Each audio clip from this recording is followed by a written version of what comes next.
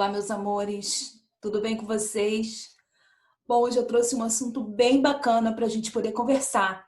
Vamos conversar sobre frações. Para isso, eu peço que vocês peguem a apostila 2 de vocês.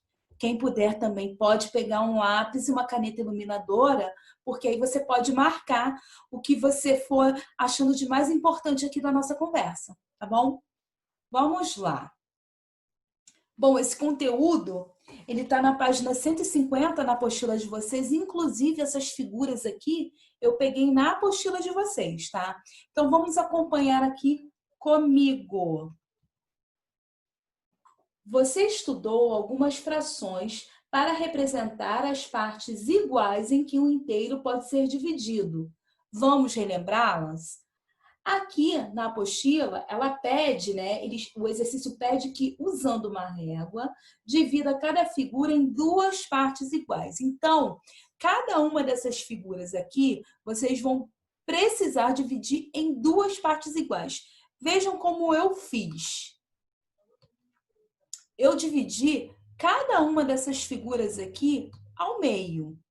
Tia Ana, eu fiz diferente aqui, por exemplo, no meu retângulo laranja, eu não usei a linha em pé, eu dividi ela deitadinha. Eu posso? Pode. O importante é que as figuras estejam divididas ao meio e as duas partes estejam iguais, tá? Eu trouxe aqui para vocês o exemplo.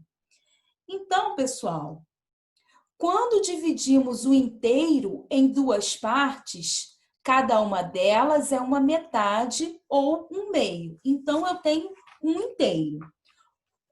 Vou dar um exemplo aqui. O meu inteiro, o meu retângulo laranja, ele é um inteiro. Quando eu divido o meu retângulo ao meio, eu tenho duas metades. Os dois meios juntos, eles formam um inteiro. Então, eu dividi a minha figura na metade. Então, eu tenho um meio para lá e um meio para cá. Quando eu junto essas duas metades, aí sim eu tenho um inteiro. Numerador e denominador, isso é muito importante. São os números naturais que ficam acima e abaixo da linha na representação habitual de uma fração. Gente, qual é a representação habitual de uma fração? É a que vocês já estão acostumados. Assim, 1 sobre 2.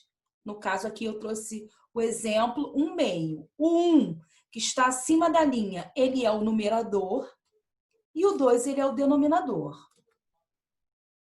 Continuando. Quando dividimos um inteiro em 3 partes iguais, cada parte é chamada de 1/3 e representada pela fração de 1 sobre 3, que nós lemos 1/3. Então, lá no nosso primeiro exercício, o que a gente fez? A gente pegou o nosso inteiro e dividiu ao meio. Agora, nós vamos dividir em 3 partes iguais. Como isso vai ficar? Vou mostrar aqui. Eu tenho aqui esse retângulo e eu dividi ele em 3 partes iguais e pintei apenas uma.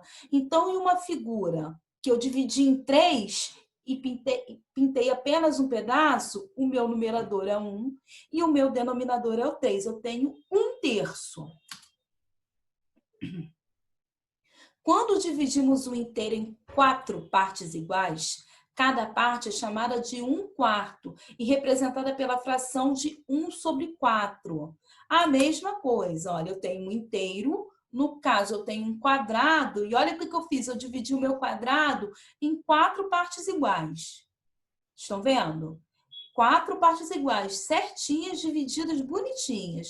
Mas eu pintei apenas uma. Então, de 4, eu pintei apenas uma. Então, eu tenho 1/4.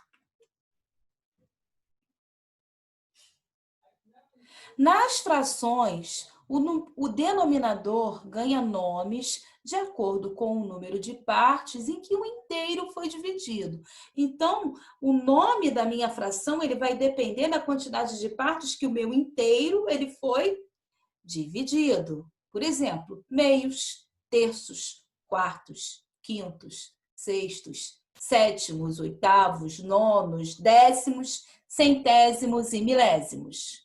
Para frações com denominador maiores que 10, nós usamos uma palavrinha uma palavrinha ali depois do número, quando a gente lê o número. Chama a palavra avos. Por exemplo, eu tenho 5/15.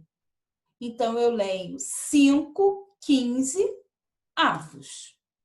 Outro exemplo, eu tenho 7/24. Então, eu leio 7, aí eu repito, né, o denominador, 7/24 avos. E assim por diante, tá? Agora, quando a minha fração, se a minha fração for sobre 10, sobre 100 ou sobre 1000, eu leio décimos, centésimos e milésimos, tá bom? E aí, pessoal, agora é com vocês, tá? Vocês vão ler com bastante atenção os textos e exercícios das páginas 150 e 152 da apostila 2. Vocês vão fazer as atividades da página 150 a 154. Não é muita coisa, tá? São exercícios pequenos e a matemática, quanto mais a gente exercita, mais a gente aprende. É muito importante isso. Tirem suas dúvidas comigo nos murais, eu tô ali para ajudar vocês, tá bom? E é isso, bons estudos, eu espero que eu tenha ajudado. Qualquer dúvida, vocês podem me procurar, tá? Um beijo, saudades e até breve. Tchau, tchau.